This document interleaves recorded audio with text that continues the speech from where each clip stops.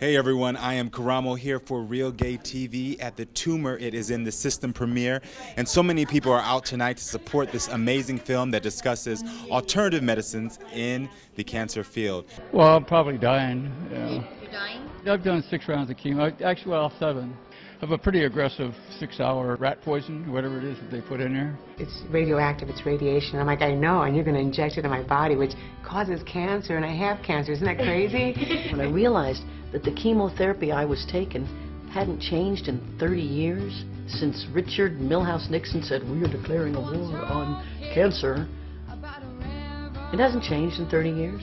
It's just a huge business. Well, it's $1 billion to get through food and drugs. You shouldn't be crying for cancer. You should be crying for chemo, which is killing everyone. If the goal is drugs, yeah, then it's very expensive. The goal doesn't have to be drugs. I hate to sound evil, but listen, you guys are only going to get a certain amount of information. If they went to the moon, believe me, they probably know how to cure cancer already. Unfortunately, the system of doing research in this country is such that it really squelches new ideas and squelches answers. The regulatory pathway has become an uncontrollable animal.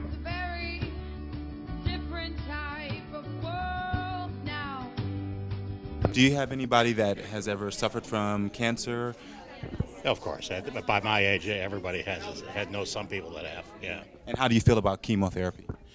Well, it's about the hardest thing on the person's body. It's putting poisons into you, hoping they will kill the cancer and not the rest of you. Well, I presently have cancer and I'm fighting it naturally. Oh, wow. And I'm completely against chemotherapy because all they really did is took the nuclear poison that they did for the war, yes, and then they just changed the name and said chemo. Yes.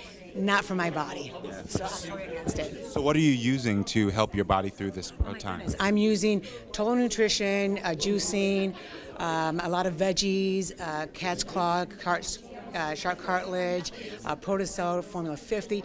It's like I just watch the dead cancer cells come out, and I take pictures and I videotape it, and I just think it's amazing. Yeah, wow. I know Melissa Etheridge is in this film. Was she someone who inspired you to go on this holistic, natural way and not use chemo? No, you know what? When I was diagnosed, it was like, and it sounds crazy, but like every cell in my body was like, you got a message to give, and you're not doing chemo. So I was like, definitely not doing chemo. That doesn't run in our family, but I have friends, distant relatives that went through all this. And knowing Valerie McCaffrey, who's very instrumental of making this movie, right now there's a very famous Armenian actress, Iranian Armenian actress. Like when I was a little boy, I was in love with her. She still is like Eva Gardner of Iran, but she wasn't allowed to work for 30 years after the revolution. And I just find out she has cancer. And that affected me so bad, and I have a lot of information. Every day I'm on the phone talking to her, sending the information to her. Hopefully that's going to help her. Do you have anybody that in your family or in your life that's been affected by cancer? Fortunately, no. No, and I hope we keep it, it stays that way. Fortunately, but I have some friends that have, it's a horrible, it's just not a nice thing, to go through. One of my girlfriends was diagnosed, where she thought she had a very low, like, white blood cell, like low. So she had many tests where she had to get bone marrow, blah blah blah. But it was a big part of our lives for like 2 years. So I'm very familiar. So when Valerie asked me to come out, I was like, yeah, man, I want to know. I'm really intrigued about what's going on. So do you believe in someone not getting chemo? It's iffy. You know what I mean? It's iffy because it does kill you. But it's like that's the only option that people are presenting. So I'm interested to see what she brings to light in this film. How do you feel about the cancer treatments that are out right now? I think that's a very personal decision, and I think there's a lot of alternatives. It's hard to know what will work. They don't know that much about the human spirit. I mean, I think it's a real combo of things that create health in a person, and I think to turn down options is probably a scary thing to do when there is proof that certain of these traditional treatments do work thank God, fortunately, I have not really ever had to deal with anyone, even in my family, who's had to make those choices. I really am like, thank you to whatever gods are up there, gods, however you want to spell it, say it, capitalize it, or do small letters, it's all good. You know, but I do think health is something that starts with each individual, and they're very difficult decisions to make, partly also because there are so many options now. It's not as prescribed as it was, you know, and you got to be careful of the treatments that are fake too. It seems that a small amount of people tend to control a lot of the information, and it's oftentimes, you know, there are alternative treatments, or they're, you know, perhaps equally effective treatments that aren't perhaps, you know, sanctioned by the, you know, the appropriate bodies who, you know, that are worthwhile exploring. So I'm interested to see what this unveils. I actually advocate as the alternative therapy liaison, helping patients for a second choice to refer them to alternative therapy doctors in their area. And we actually have our 40th annual cancer convention coming up at the Universal Sheraton, which is where they filmed me last year for this documentary. Is there a website that people can go to find out about that? Yes, there is. It's www.cancercontrolsociety.com. I'm 100% for alternative treatments. Unfortunately, our country has been placed in a form that's been long overdue for some change. Since the 60s and 70s, chemotherapy and radiation treatments have basically been the same. There's been some clinical trials, but, you know, most of the money that's going for the cancers are for the popular cancers, and there's so many different types and so many different strands of cancer, and you know, we need a different angle, a different approach. I think people should have the choice to do whatever treatment that they prefer. I mean, I think it's important for them to do their research and then to pick things that works in their lifestyle, you know? But choice is the most important thing, you know? I definitely agree. Is there anybody in your family who's been affected by cancer? Yes, actually. My 30-year-old cousin was diagnosed with breast cancer when she was pregnant with her third kid. So it's very dear to my heart, and I've had friends that have died from cancer and are affected by it, and I don't like what it does. What inspired you to do this? Well, many years ago I was given an article about a nurse who cured a couple thousand terminal people with an herbal formula, so we went to Canada, researched why, and it turned into this documentary. So what is the message that you hope people get from this? There's a lot of information out there that we don't get the privilege to know because of how drugs are approved in this country, and we really want to have a better system for drug approval in this country, or for cure approval, I should say.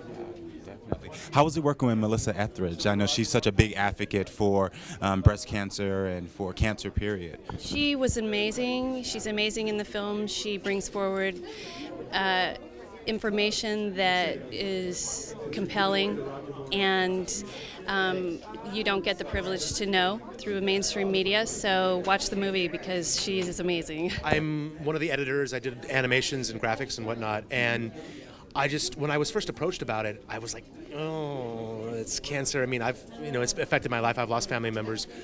But then when I watched the first rough cut of it, I was like, this is what we need, because it's, people don't need to die.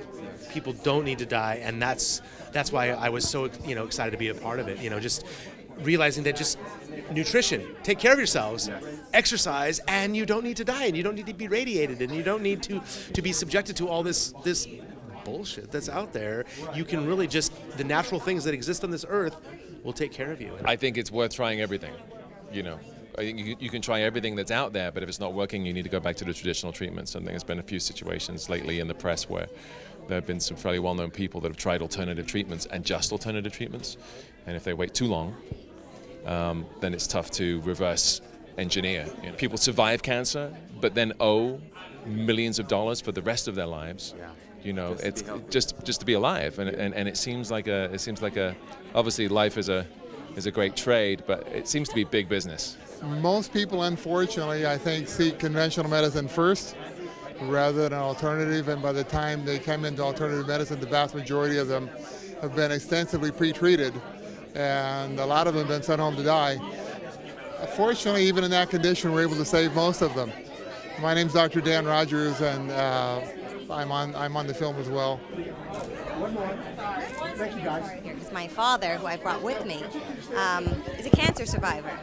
He survived squamous cell that metastasized. You know, we're really lucky to have him around. He's a cancer survivor, and I'd love to see the alternative methods to cancer because he's been through a lot. No matter how much money you have, you can get the best doctors, you can do all kinds of alternative medicine, but faith is really what helped us get through, and thank God, you know, and insures, you know, the drink, that helps too when you have cancer, during treatment. Everyone has someone who's been, you know, has had cancer in their family or their friends. It's such a big, horrible disease. And it's wonderful that someone's, you know, talking about it, and especially about, you know, hopefully move along and people get better and treatment can get better. I think there's something in the dairy and the meat and all of this processed food that we're eating that may have something to do with this high numbers of cancer that we're seeing. Oh, I'm for alternative treatments of any kind, and specifically dietary. I believe in garlic and anything natural, anything that comes out of dirt, out of the ground, out of the earth, I believe has healing components, and I'm all for any kind of experimentation or anything that might get that into the systems of people so that healing can take place. The alternative medicine aspect of things have a bad rap, and my older brother, I was telling her the story, wanted to go the alternative medicine route, and my father and mother are also MDs, and they kind of deterred him from possibly going that way, and he's now an MD, he's going to go into surgery, but there are aspects about the alternative medicine when he was looking into it that were very effective, very interesting, and very groundbreaking at the time. And now, unfortunately, he's not going through the route that allows for those things to be explored and tested out, which is kind of upsetting because there are things that do work that people don't have a chance to explore because you believe that there are set ways to do things. You just don't allow yourself to go outside the box a little bit. Well, it's my mom's film, so I definitely helped her out a lot. I was a part of a lot of the research and everything, so I think it's a great project, and I think it's going to get a lot of information out there that would be otherwise unheard. Do you have anybody in your family who has been affected by cancer? Yes, I have. Some family and friends, unfortunately, they did survive, but you know, I do think it is important for us to look at different ways of solving our problems that have been around for, you know, quite a while. This is a very controversial topic. This is a topic that I've been interested in for a long time now, ever since my father passed away in a U.S. hospital 10 years ago for something that was considered routine. Since then I found out that either because of corruption or lack of know-how or just blind faith in Western doctors, in many circumstances they've failed us. And I'm really glad to see that the argument that the word is getting out.